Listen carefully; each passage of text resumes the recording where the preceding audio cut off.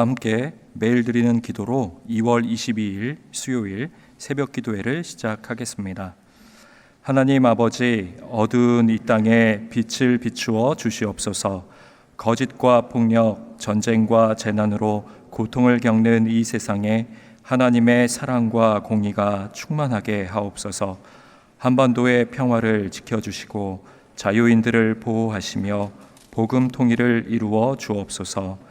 교회와 가정에서 믿음의 대가 잘 이어지게 하시고 성령님의 인도하심에 따라서 저희 교회의 신앙지도 원칙인 경건한 복음주의 신앙의 육성, 성서적 생활 윤리의 훈련, 교회 연합 정신의 구현, 세상에서 하나님 공의의 실현에 힘쓰게 하옵소서. 모든 교육자들이 성령님으로 충만하게 하시고 모든 성도들이 기도에 힘쓰며 하나님의 말씀을 따라 행진하여 가게 하옵소서. 예수님의 이름으로 기도드립니다. 아멘. 다 함께 찬송가 380장 부르시겠습니다.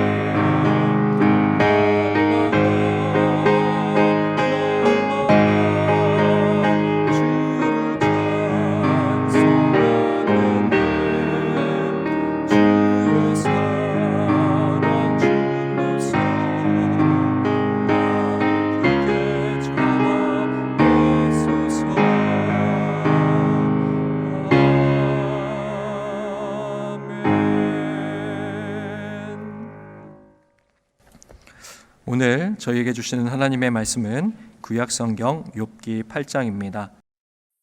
수아 사람 빌닷이 대답하여 이르되 내가 어느 때까지 이런 말을 하겠으며 어느 때까지 내 입의 말이 거센 바람과 같겠는가? 하나님이 어찌 정의를 굽게 하시겠으며 전능하신 이가 어찌 공의를 굽게 하시겠는가? 내 자녀들이 주께 죄를 지었으므로 주께서 그들을 그 죄에 버려두셨나니 내가 만일 하나님을 찾으며 전능하신 이에게 간구하고 또 청결하고 정직하면 반드시 너를 돌보시고 내 의로운 처소를 평안하게 하실 것이라. 내 시작은 미약하였으나 내 나중은 심히 창대하리라. 청하건대 너는 옛시대 사람에게 물으며 조상들이 터득한 일을 배울지어다. 우리는 어제부터 있었을 뿐이라 우리는 아는 것이 없으며 세상에 있는 날이 그림자와 같으니라. 그들이 내게 가르쳐 이르지 아니하겠느냐? 그 마음에서 나오는 말을 하지 아니하겠느냐? 왕골이 진펄 아닌 데서 크게 자라겠으며 갈대가 물 없는 데서 크게 자라겠느냐? 이런 것은 새순이도다 아직 뜯을 때가 되기 전에 다른 풀보다 일찍이 마르느니라. 하나님을 잊어버리는 자의 길은 다 이와 같고 저속한 자의 희망은 무너지리니 그가 믿는 것이 끊어지고 그가 의지하는 것이 거미줄 같은즉 그 집을 의지할지라도 집이 서지 못하고 굳게 붙잡아 주어도 집이 보존되지 못하리라. 그는 햇빛을 받고 물이 올라 그 가지가 동산에 뻗으며 그 뿌리가 돌무더기에 서리어서 돌 가운데로 들어갔을지라도 그곳에서 뽑히면 그 자리도 모르는 체하고 이르기를 내가 너를 보지 못하였다 하리니 그 길의 기쁨은 이와 같고 그 후에 다는 것이 흙에서 나리라. 하나님은 순전한 사람을 버리지 아니하시고 악한 자를 붙들어 주지 아니하시므로 웃음을 내 입에 즐거운 소리를 내 입술에 치우시리니 너를 미워하는 자는 부끄러움을 당할 것이라 악인의 장막은 없어지리라. 오늘 이제 욥기 8장의 말씀입니다. 이 욥기 8장에서는 욥의 두 번째 친구인 빌닷의 말이 이어지고 있습니다. 이 빌닷은 지금 욥이 경험하고 있는 이 현재적 고난의 상태에 대하여 이 첫 번째로 등장하였던 친구인 엘리바스와는 조금 다른 견해를 가지고 있는 그런 친구입니다. 이 엘리바스는 이 욥의 고난에 대하여 이 욥기 4장과 5장에서 진술했었는데 이 엘리바스의 최종 결론, 그의 견해와 입장은 5장의 마지막 절인 27절에 잘 나와 있습니다. 제가 5장 27절의 말씀을 읽어드립니다. 볼지어다 우리가 연구한 바가 이와 같으니 너는 들어보라. 그러면 내가 알리라. 이 엘리바스는 이 욥의 고난에 대하여 연구했다라고 말했던 친구죠. 이 엘리바스는 굉장히 이성적이고 합리적인 지식과 논리를 추구했었던 그런 인물이었다라고 하는 것을 알 수가 있습니다. 이 친구가 위기에 처했는데 어려움에 빠졌는데 정성을 다하여 마음을 모아 동정하고 위로해 주기는커녕 마치 탐정이 된 것처럼 객관적으로 지금 왜 이런 상황이 초래되었고 또 이렇게 고난을 겪어야만 하는 것인지를 조사하고 연구하고 수사했다라는 그런 의미죠. 이 엘리바스의 이런 견해를 생각해 보면서 사람이 과연 이 객관적인 사실이나 어떤 객관적 지식으로 인해서 바뀌게 되는 것을 보신 적이 있으십니까? 이 길거리에서 보면 열심히 전도를 하시는데 예수천당 불신지옥이라고 열심히 외치시는 것을 우리는 여러 번 들어봤습니다. 정말 이 누가 만들어냈는지 딱 파름절인데 거의 요한복음 3장 16절과 같이 이 성경 전체의 핵심 메시지를 농축한 것 같은 그런 엑기스 같은 메시지가 바로 예수천당 불신지옥이죠. 그런데 이 말씀은 방금 이야기한 것처럼 성경이 말하고 있는 누구에게나 보편적으로 적용되는 객관적 진리이고 명확한 사실이죠. 그런데 이 예수천당 불신지옥을 들은 길거리를 지나가는 모든 사람들이 이 객관적인 사실을 듣고는 그 자리에 모두 무릎 꿇고 회개 자복하고 예수 믿고 영접하는 역사가 일어납니까? 그렇지 않다는 거죠. 예수 믿으면 천국, 예수 안 믿으면 지옥. 이 메시지는 분명히 객관적인 메시지이지만 이 메시지가 전하는 자나 듣는 자가 단순한 정보적 차원의 메시지, 단순한 지식적 전달에 머문다면은 아무런 영적인 영향도, 마음의 감동도, 상대방에게 변화나 위로도, 또 구원도, 영생의 사건도 일어나지 않는 그런 그냥 객관적인 이야기일 뿐이다라는 겁니다. 이 엘리바스라고 하는 친구가 그랬던 것이죠. 그저 열심히 자신의 인생의 경륜과 자신이 알고 있는 성경적 지식을 바탕으로 정보적 차원으로 열심히 욥의 고난을 연구해 보니까 결론은 아니 땡 굴뚝에 연기 나랴. 모든 일에는 다 원인이 있고 결과가 있는데 뿌린 대로 거두는 법인데 욥 내가 인정하든지 인정하지 않든지 하나님 앞에 범죄하였기 때문에 지금 이러한 고난을 겪고 있다라고 엘리바스는 최종 판결을 내리고 또 연구한 결과물을 그렇게 내놓았던 친구가 바로 엘리바스였습니다. 반면에 오늘은 이제 두 번째 친구인 이 빌닷의 견해가 나타나는데 그렇다면 이 빌닷이 이 엘리바스와 조금 다른데 어떤 견해를 가지고 있는지 그것을 1절과 3절까지 해서 한번 살펴보겠습니다. 수아 사람 빌닷이 대답하여 이르되 내가 어느 때까지 이런 말을 하겠으며 어느 때까지 내 입의 말이 거센 바람과 같겠느냐. 하나님이 어찌 정의를 굽게 하시겠으며 전능하시니가 어찌 공의를 굽게 하시겠느냐. 빌닷이 이해하는 하나님이 여기에 잘 나타나죠. 3절 말씀에 보면 빌닷이 알고 있는 하나님은 정의의 하나님, 공의의 하나님이시라는 사실입니다. 빌닷은 하나님의 정의와 공의를 앞세워서 다가옵니다. 이 하나님이 공의와 정의의 하나님이라고 하는 것은 무슨 뜻입니까? 하나님의 판결은 조금도 굽지 않으신다는 것이죠. 하나님은 조금의 그림자도 없고 어두움도 없으시고 불균형도 없으시고 불공정도 없으시고 하나님은 완전한 공의를 실현시키시는 주체자가 되신다라고 하는 그러한 그의 믿음의 고백이며 그의 생각인 것이죠. 하나님이 정의로우시고 하나님은 공의의 완전한 실현자이시다라고 하는 이런 빌닷의 시각으로 욥의 고난을 바라보니 그의 고난이 어떻게 해석될까요? 이 빌닷은 자신의 기준에 맞추어 욥의 고난을 이렇게 해석합니다. 4절 말씀입니다. 내 자녀들이 주께 죄를 지었으므로 주께서 그들을 그 죄에 버려 두셨나니. 세상에 어떻게 이런 해석이 있습니까? 욥의 자녀들이 비참하게 죽었죠. 그런데 그것이 다 욥, 아마 너는 잘 모를 거야. 그러나 공의와 정의의 하나님께서 너희의 자녀들을 심판하고 죽음에 이르게 하신 것은 너희 자녀들이 죄를 지었기 때문에 공의의 하나님께서 심판하셔야만 했던 거야 라고 지금 이야기를 하고 있는 겁니다. 이 친구 맞습니까? 너무나 충격적이죠. 친구가 기껏 고난당한 욥에게 와서 한다는 이야기가 어떻게 이렇게 잔혹할 수 있단 말입니까? 욥의 자녀들이 죄 때문에 죽었습니까? 그렇지 않죠. 아들 7명과 딸 3명, 10명의 자녀를 순식간에 이 불의의 사고로 잃은 이 욥의 마음을 어떻게 이렇게 난도질할 수 있느냐라는 겁니다. 만약에 이 기독교 신앙을 갖기 위해 교회에 방문한 어떤 구도자가 있다라고 한번 생각을 해봅시다. 이 기독교가 어떤 곳인지, 교회가 어떤 곳인지 알기 위해서 교회에서 예배를 드리고 교회 모임에 참여를 합니다. 그런데 최근에 어떤 어렵고 힘든 문제가 발생한 어떠한 이 성도의 이야기를 가지고 사람들이 모여서 이야기를 나누는데 이 수근수근 거리는데요. 이 구도자가 뭐라고 하는지 가만히 그 이야기를 들어보니까 다 자업자득이야. 다 죄를 지어서 그래. 그런 이야기를 들은 거죠. 만약에 여러분이 이 구도자라면은 기독교 신앙을 갖겠습니까?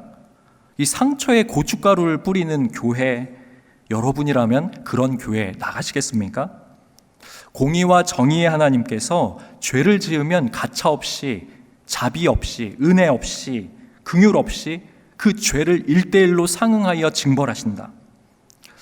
하루 24시간을 살아가는 그 삶 자체가 얼마나 두렵고 떨리는 일이 되겠습니까? 평생을 용서받지 못한다라고 하는 구원에서 실족할 수 있다라는 그 불안감으로 인하여 얼마나 평안 없이 안절부절하는 그런 하루하루를 우리가 살아가게 되겠습니까? 만약에 고난과 환난 중에 있는 누군가가 자신의 상황에 대해 이러한 이야기를 듣게 된다면 얼마나 큰 시험거리가 되는 것입니까? 얼마나 큰 상처를 받고 사람들의 말과 행동에 분노하겠느냐라는 것입니다. 이런 이들이 교회를 떠나 가난한 성도가 되고 무신론자가 되고 안티크리스천이 되는 거죠. 지금 빌닷의 사고 구조가 이렇습니다. 완전히 1차원적 사고 수준에 머무르고 있는 거죠. 여러분, 이런 해석을 누가 못합니까? 너무나 단순한 해석이죠. 마치 초등학교 다니는 애들도 다 아는 수준입니다. 애들도 이 정도는 다 알아요. 수업 시간에 짝꿍이랑 떠들면 선생님이랑 혼나. 이거를 누가 모릅니까? 지금 빌닷의 해석은 그런 겁니다. 정의와 공의의 하나님이 죄가 있으니 심판했어. 그래서 너희 자녀들이 다 세상 떠난 거야. 이런 해석을 누가 못하느냐고요. 비록 이 빌닷은 하나님의 정의와 공의라고 하는 하나님의 고유한 속성을 가지고 아주 전문적으로 체계적으로 무엇인가 아는 척하면서 다가온 것 같지만, 이 빌닷이 알고 있는 하나님은 너무나 좁고 편협한 자신의 경험 체계와 이론과 개념 안에 하나님을 가두고 있는 그런 하나님이었던 것이죠. 인간의 지성과 이성이 가지고 있는 한계선 테두리 안에서 자신이 아는 정의와 공의의 하나님을 해석하고 있는 겁니다. 그렇기 때문에 함부로 욥의 고난에 대하여, 그 상황에 대하여 개입하고 재단하고 판단하고 정죄하고 있는 것이죠. 이렇게 빌닷이 자신의 이야기를 이야기합니다. 그러더니 이제 빌닷도 좀 뭔가 잘못됐다라는 생각을 한 것 같아요. 자신도 조금 찔렸던 것 같아요. 내가 너무 했다라는 생각이 들었던 것 같습니다. 그래서 뒤에 한마디 해요. 우리가 잘 아는 유명한 말씀이죠. 7절 말씀 읽어드립니다. 내 시작은 미약했으나 내 나중은 심히 창대하리라. 우리가 어디 크리스천들 가게 운영하시는 데 이렇게 음식점이나 어떤 가게를 방문하면은 이 액자 하나쯤은 어디든 걸려있는 걸 보게 됩니다. 이 새롭게 시작하는 그 누군가, 그 대상이나 가게를 위해서, 사업을 위해서 이 축복하는 관용구로 이 말씀이 많이 쓰이죠. 그런데 보통 이 욥기 8장 7절의 말씀만 딱 떼어놓고 액자에 넣어놓기 때문에 이 말씀 하나님이 주시는 말씀으로 우리 알고 있는데, 사실은 욥의 친구 빌닷이 아까의 문맥에서 한 말입니다. 이것은 빌닷의 말이에요. 그것도 너무 미안해서 욥에게 내가 너무 했나? 그래서 뭔가 하나 이야기해줘야 되나? 너무나 늦었지만은 빌닷이 이렇게 얘기를 하는 겁니다. 지금이라도 하나님 앞에 하루빨리 통회 자복하고 회개하고 돌아온 탕자처럼 은혜를 구하면은 하나님이 너 살려주실지도 몰라. 하나님의 은혜 가운데 네가 미약하지만 지금 모든 걸 다 잃었지만 하나님이 새롭게 시작하게 해주셔서 하나님이 너에게 복을 주실지도 몰라. 방금 이 7절의 빌닷의 말은 조금 우리가 귀 기울여 볼 필요가 있죠. 오늘은 우리가 사순절을 시작하는 재수요일이 됩니다. 하나님 앞에 회개하면 새로운 기회를 주고 또 하나님의 풍성함에 참여하게 될 것이다 라고 하는 이 빌닷의 말. 우리가 이제 40일여 동안 이 예수 그리스도의 십자가의 고난에 동참하고 묵상하는 이제 이 사순절 절기를 보내게 됩니다. 이 십자가의 위대한 신비와 고난을 묵상하게 되는 거죠. 이 십자가의 신비가 무엇입니까? 하나님의 완전한 공의와 사랑의 실현입니다. 하나님의 공의와 사랑이 동시에 공존하며 그것이 성취된 놀라운 신비의 역사가 십자가에 있는 것이죠. 오늘 이 말씀을 기억하면서 내가 아는 정의와 공의의 하나님 어떤 분이신가? 그러나 그분이 과연 우리에게 두 번째 기회를 주실 수 있는 분이신가? 나는 비록 미약하지만 하나님 풍성하게 또 다른 풍성함으로 나를 이끄시는 하나님으로 나는 알고 있는가? 오늘 이 하나님의 사랑과 공의, 십자가를 바라보시며 이 제사순절을 시작하시며 하나님의 은혜에 동참하시는 우리 사랑하는 영락의 모든 성도님들 다 되시기를 주님의 이름으로 축복합니다. 기도하겠습니다. 살아계신 하나님 아버지, 주님의 은혜와 긍휼로 이 시간 우리 가운데 임재하여 주시옵소서. 우리의 모든 죄와 허물을 예수 그리스도의 보혈로 덮어주시고 주님 앞에 회개하며 주님 앞에 탄식하며 주님의 은혜를 간절히 구하는 모든 성도님들 위해 주님의 풍성한 사랑과 은혜로 덮어주시고 주님의 회복의 역사가 임하게 하여 주시옵소서. 하나님, 이제 이 사순절을 시작하는 제 수요일이 됩니다. 하나님, 우리 내면 깊은 곳에 알지 못했던 누군가를 향한 비방과 조롱과 비판과 정죄함들을 회개하며 예수 그리스도의 십자가를 바라보며 하나님의 사랑과 공의를 깊이 묵상하며 체험할 수 있는 저희들이 다 될 수 있도록 주님 은총을 베풀어 주시옵소서. 주님, 알지 못하는 곳에서 고통과 환난 가운데 빠져있는 우리 성도님들 찾아가 주셔서 위로하여 주시고 치유하여 주시고 주님 새 힘 주셔서 하나님 살아갈 길을 열어주시는 놀라운 하나님의 사랑의 역사가 펼쳐지게 하여 주시옵소서. 모든 것 주님께 의탁드리며 우리 주님 예수 그리스도의 이름으로 기도드립니다. 아멘. 이제 다 함께 작은 소리로 합심하여 기도하겠습니다. 하나님은 공의의 하나님이시며 사랑의 하나님이심을 기억하게 하여 주시옵소서. 주요 1부와 2부 기도회를 통해 성도들이 하나님의 은혜를 사모하며 간절히 기도하게 하여 주시옵소서. 농어촌 교회들이 자립하는데 어려움이 없게 하시고 절망 속 희망을 전하는 귀한 통로가 되게 하여 주시옵소서. 기도하시고 개인 기도하시고 삶의 자리로 나아가시겠습니다. 하나님 아버지, 이 시간 주신 이 말씀을 다시 한번 기억하며 나아갑니다. 하나님, 공의와 정의의 하나님이시죠. 하나님, 그러나 진노 중에도 긍휼을 베푸시는 주님, 하나님의 풍성한 사랑의 언약으로 초대하시는 주님, 아버지 하나님의 그 풍성한 은혜와 자비와 사랑의 강가에서 우리가 뛰어놀며 참여하며 누리기를 소망합니다. 하나님, 이 자리 가운데 하나님의 풍성하신 그 은혜와 사랑을 경험할 수 있도록 주님 우리에게 성령으로 임재하여 주시고 하나님의 그 마음을 깨달아 알 수 있도록 위로부터의 지혜와 계시의 영을 허락하여 주시옵소서.